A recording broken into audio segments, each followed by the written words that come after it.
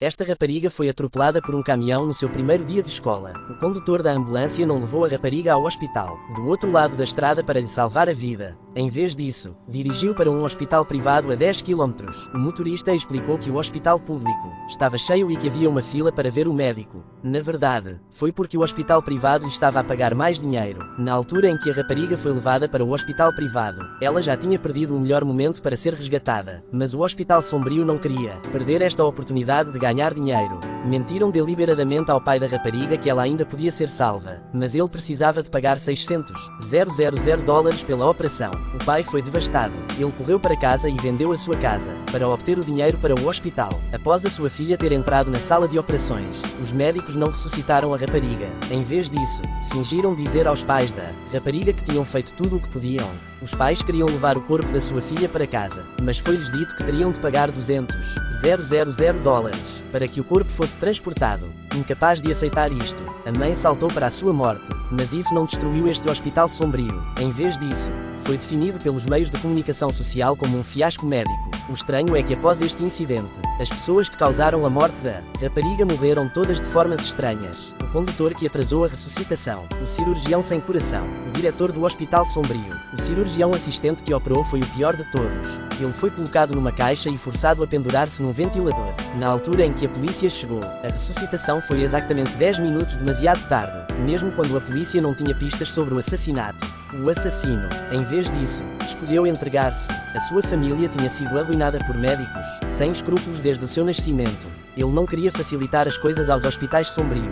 Tal como a polícia o condenou por homicídio intencional, com uma onda da sua mão, as algemas foram imediatamente colocadas nas mãos da polícia, pois a sua verdadeira vingança tinha acabado de começar. Esta mulher estava a beber chá de leite de pérola. Ela engasgou-se e desmaiou. Ver a vida da mulher pendurada por um fio. Este homem de coração quente salvou-lhe a vida. Chupou as pérolas com uma palhinha. Todos ficaram admirados com isto, mas ele disse que se tratava apenas de uma operação básica, porque ele é um médico de aldeia local bem conhecido. Não só era hábil em todos os tipos de medicina, e ele cobra apenas 50 cêntimos por vez. Para isso foi amado pelos aldeões. Mas as suas ações afetaram o rendimento do hospital sombrio. O reitor sombrio queria trabalhar com ele, mas ele discordou. Então o diretor encontrou alguém para lhe dar uma lição. Felizmente, ele foi rápido e ágil. Tomou conta desses tipos em segundos. Era o dia de uma grande festa mágica. O reitor de coração negro foi convidado para o palco. O reitor ficou ileso após algumas lutas de espadas. Mas quando o mágico tirou a sua máscara, a expressão do reitor tornou-se subitamente pesada, porque a pessoa na sua frente é o mesmo tom que o rejeitou. Era demasiado tarde para Dean Blackheart escapar. Enquanto o ecrã caía lentamente, uma faca afiada apunhala-o com força no corpo. Os aldeões locais ficaram encantados com a morte do reitor. Todos o elogiaram pelas suas ações. Mas quando ele foi entrevistado na televisão, o proprietário do hospital pensou que ele estava a afetar seriamente os seus rendimentos.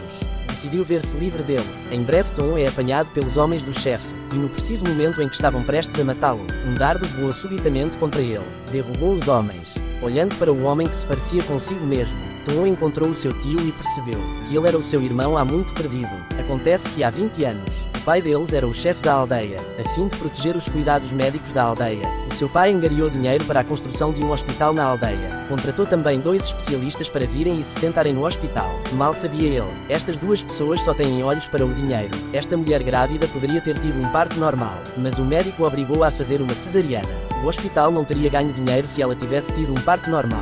Uma cesariana teria exigido pelo menos uma semana de estadia no hospital, para o bem da vida da sua esposa. O marido assinou a ordem de operação com lágrimas nos olhos, mas o médico sombrio usou demasiada anestesia. O bebê nasceu sem respirar. O chefe disse ao diretor para deitar fora o bebê. Foi declarado bebê nado morto. Mas tudo isto foi ouvido pela mulher grávida que tinha acabado de acordar, a fim de não suscitar suspeitas. O médico sombrio injetou um frasco cheio de anestésico diretamente no seu corpo. O marido corre para a sala de operações quando houve o tumulto. A esposa usou o seu último suspiro para revelar o esquema do hospital sombrio. Ao ouvir isto, o marido, ele pegou na sua arma e foi diretamente ao proprietário para ajustar as contas. Mas o chefe já tinha fugido. Enquanto o homem saía do hospital, uma série de garrafas atingem-no com força. Ele tentou o seu melhor para proteger o seu filho mais velho. Acontece que o chefe se ia livrar do homem, porque se a conspiração do hospital fosse revelada, ele ia para a prisão. Vendo que ele não tinha saída, o homem levou o seu filho para o lado da carrinha. Depois fugiu para o campo aberto, para lutar contra os maus da fita. Mas no final, ele morreu. E embora estivesse morto, mas Deus salvou aquele pequeno bebê. Depois de saber a verdade de tudo isto, os dois irmãos decidiram vingar a morte dos seus pais.